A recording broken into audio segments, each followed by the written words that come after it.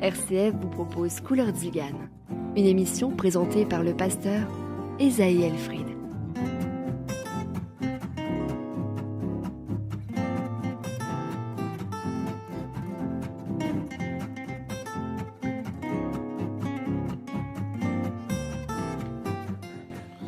Bonjour à tous et merci d'être avec nous. Pour ce 7e numéro, je reçois un futur étudiant à la pastorale. Il nous parlera de son expérience personnelle avec Jésus-Christ.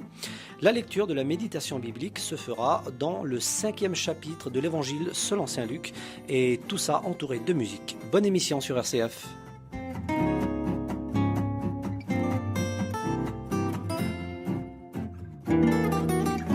Couleur Tzigane sur RCF. Pour débuter le programme, je vous propose d'écouter ce morceau, toujours aux couleurs Tzigane.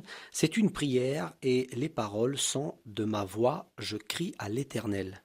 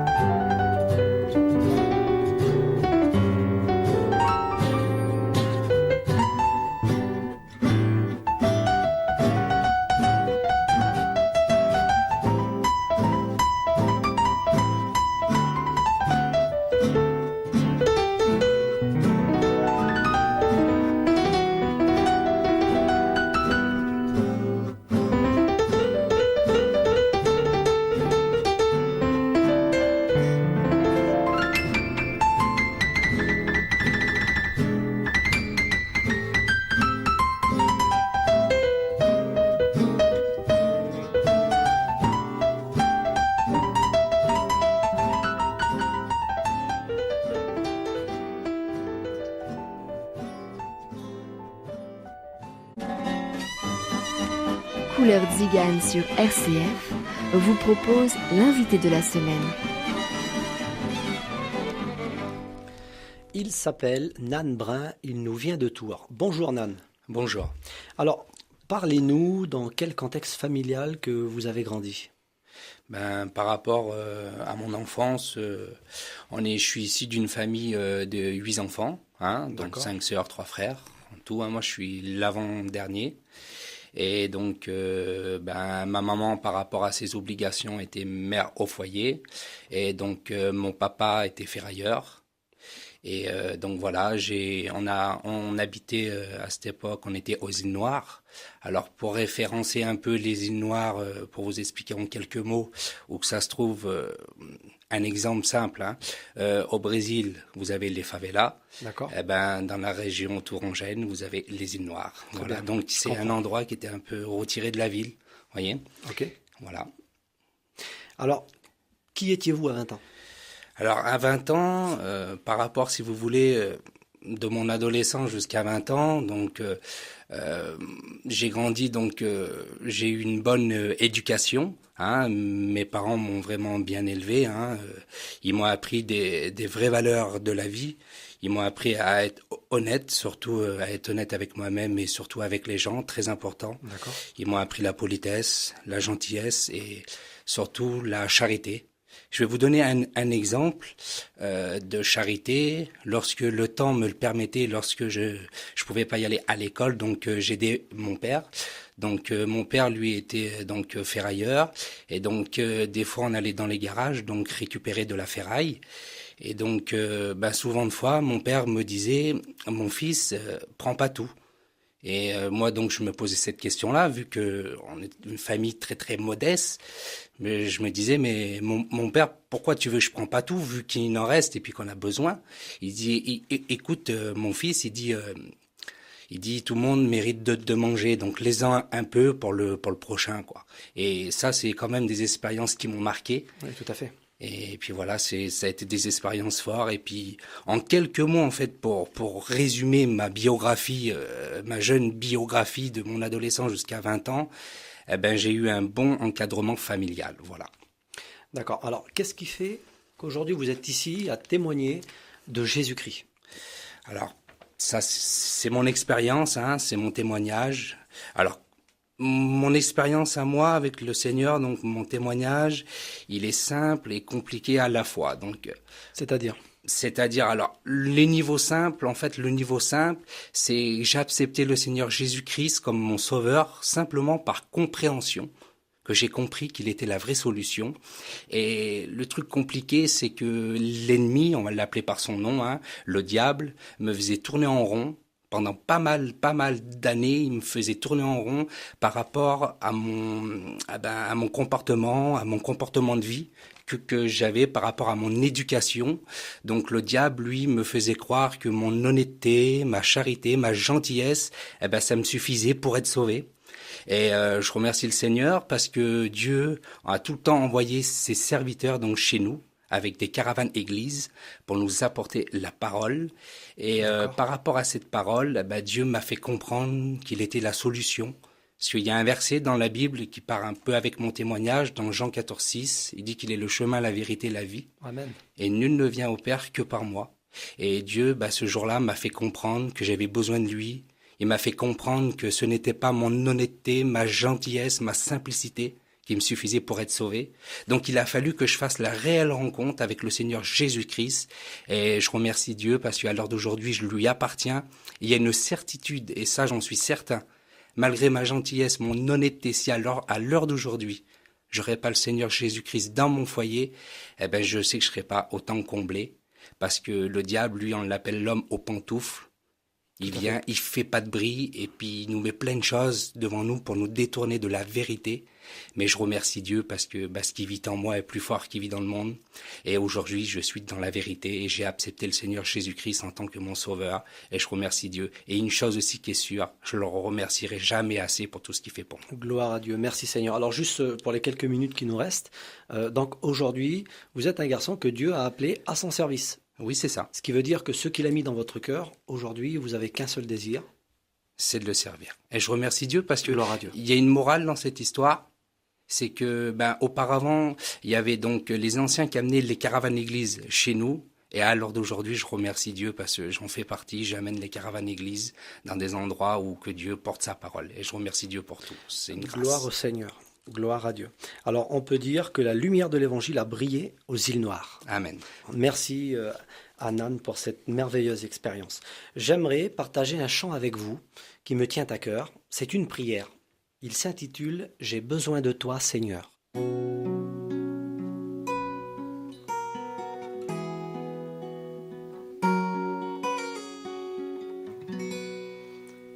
Que ma vie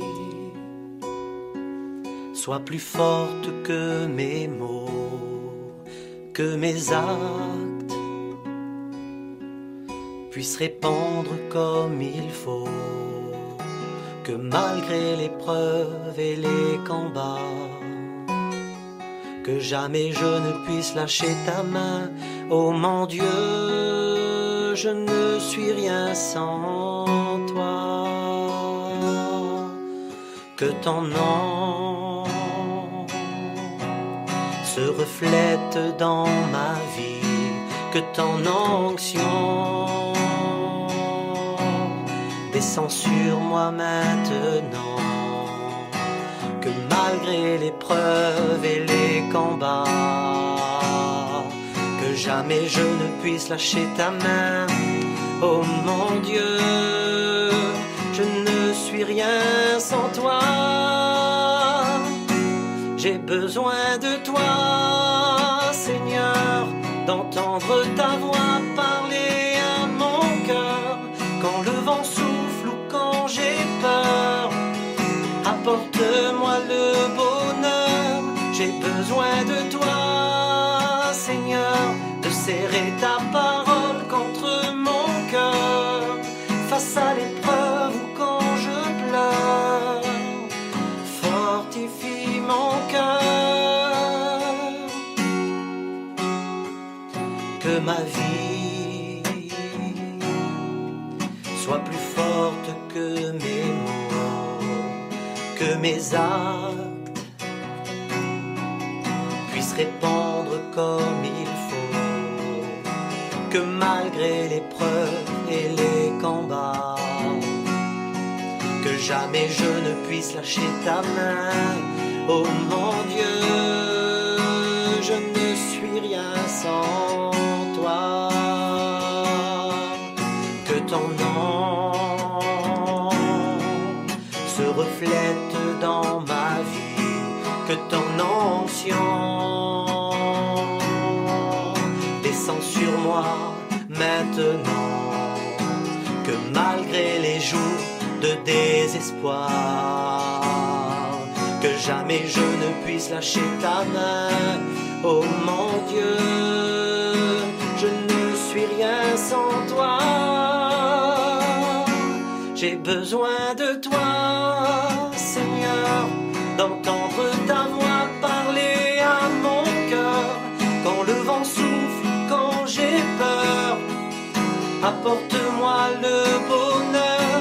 J'ai besoin de toi, Seigneur, de serrer ta parole contre mon cœur. Face à l'épreuve ou quand j'ai peur, fortifie mon cœur. J'ai besoin de toi, Seigneur, besoin de toi.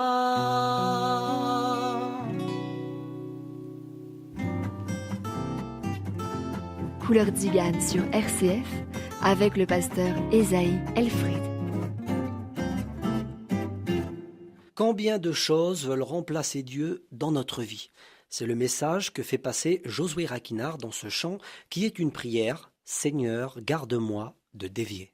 Garde-moi de ne jamais te remplacer par quoi que ce soit qui pourrait te ressembler. Ce que tu veux, Seigneur, ce sont de vrais adorateurs, qui t'adorent avec leur cœur. Seigneur, garde-moi de dévier. Seigneur, garde-moi d'envier ceux qui aiment te remplacer, ceux qui aiment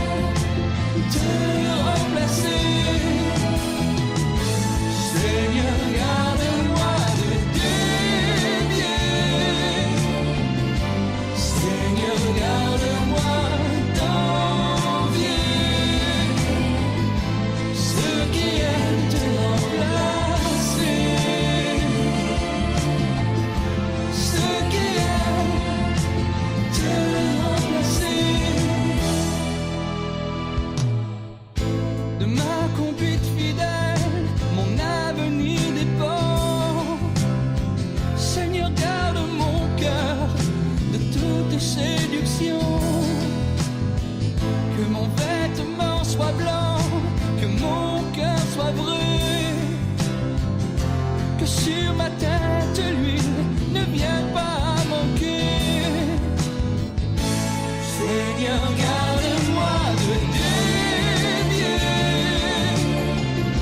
Seigneur, garde-moi d'envier ceux qui aiment te remplacer. Ceux qui aiment te remplacer. Seigneur, garde-moi de dévier. Seigneur, garde-moi d'envier ceux qui aiment te remplacer. Ceux qui aiment te remplacer. Sauveur fidèle, tu es mon modèle, ma force, mon rocher. Sur toi seul, Jésus, je peux m'appuyer.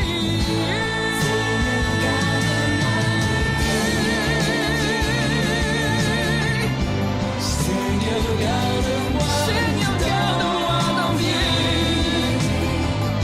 ceux qui aiment te remplacer. Ceux qui aiment te remplacer. Seigneur, garde-moi de dévier. Seigneur, garde-moi d'envier ceux qui aiment te remplacer. Ceux qui aiment te remplacer.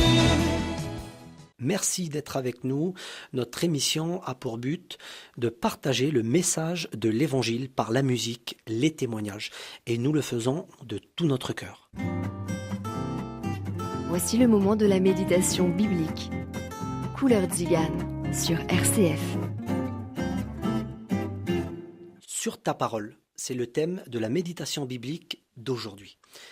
Nous faisons une lecture dans l'Évangile selon saint Luc au chapitre 5, à partir du verset 1er. Comme Jésus se trouvait auprès du lac de Génézareth et que la foule se pressait autour de lui pour entendre la parole de Dieu, il vit au bord du lac 2 barques, d'où les pêcheurs étaient descendus pour laver leurs filets. Il monta dans l'une de ces barques, qui était à Simon, et il le pria de s'éloigner un peu de terre. Puis il s'assit, et de la barque il enseignait la foule. Lorsqu'il eut cessé de parler, il dit à Simon, « Avance en pleine eau, et jetez vos filets pour pêcher. » Simon lui répondit, « Maître, nous avons travaillé toute la nuit sans rien prendre. Mais sur ta parole, je jetterai le filet. » L'ayant jeté, ils prirent une grande quantité de poissons et leurs filets se rompaient. Ils firent signe à leurs compagnons qui étaient dans l'autre barque de venir les aider. Ils vinrent et ils remplirent les 2 barques au point qu'elles s'enfonçaient. Amen. Alors voici une pêche bien réussie. Mais nous voyons au départ que Simon-Pierre et son équipe avaient pêché toute la nuit sans rien prendre. Alors nous pourrions parler de leur fatigue, de leur découragement. Il est bien difficile d'avoir le moral quand ce que l'on entreprend est un échec, quand nous nous sommes fixés un but et que finalement il ne se passe rien, que nous n'avions pas, malgré les efforts, atteint cet objectif. Et je pensais à combien souvent nous faisons face à ce genre de situation. Combien de choses nous semblent impossibles. Pour certains, cela peut être des problèmes familiaux ou bien des problèmes financiers. La perte d'un travail, pour d'autres, l'attente d'un heureux événement, et sans oublier ceux qui passent par la maladie ou bien par le deuil. Il y aurait tant de choses que nous pourrions citer. Mais en tout cas, le ressenti de cette équipe de pêcheurs est bien le découragement. Mais là, il s'est passé une chose merveilleuse. C'est que Jésus s'est approché, a entré dans une barque et il se mit à enseigner. Ce qui est sûr, que cette équipe de pêcheurs découragés vont être en contact de la parole de Dieu et dans leur cœur, l'espoir va naître. J'aimerais refaire la lecture du verset 4 et 5. Il est écrit, « Lorsqu'il eut cessé de parler, il dit à Simon, « Avance en pleine eau et jetez vos filets pour pêcher. » Simon lui répondit, « Maître, nous avons travaillé toute la nuit sans rien prendre, mais sur ta parole, je jetterai le filet, et le miracle va avoir lieu. » Pourtant Pierre a fait le même geste que les autres fois. Mais cette fois-ci, il y avait quelque chose de différent. C'est que l'effort a été fait sur la parole de Dieu. Quel bel exemple pour ceux qui vivent des moments difficiles, qui sans doute ont fait des bons gestes et qui pourtant n'ont pas eu de résultat. Aujourd'hui, je vous prie d'essayer. Parlez à Jésus et dites-lui dans votre prière, exposez-lui vos besoins. Cela est biblique. Dans l'Épître aux Philippiens, chapitre 4, verset 6, il est écrit « Ne vous inquiétez de rien, mais en toute chose, faites connaître vos besoins à Dieu par des prières et des supplications et avec des actions de grâce. » Amen. C'est la parole qui le dit, et la parole, c'est la vérité, gloire à Dieu.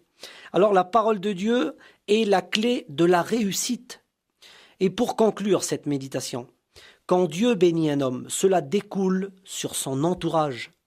Lorsque Pierre a fait l'expérience de la pêche miraculeuse, la Bible dit qu'il va faire signe à ses compagnons qui étaient dans l'autre barque de venir les aider. Dieu ne fait jamais les choses à moitié. Évangile de Marc, chapitre 7, verset 35, il fait toutes choses à merveille. Ce qui veut dire que la bénédiction qu'un homme reçoit découle sur ceux qui l'entourent. Alors j'aimerais vous encourager par ces quelques mots à le prier et à lui demander, à lui faire part de ce que vous avez besoin, et il vous écoute. Dieu n'attend que ça. La Bible dit, dans le livre des psaumes, quand un malheureux crie, l'Éternel l'entend, et il le sauve de toutes ses détresses. J'aimerais prier le Seigneur.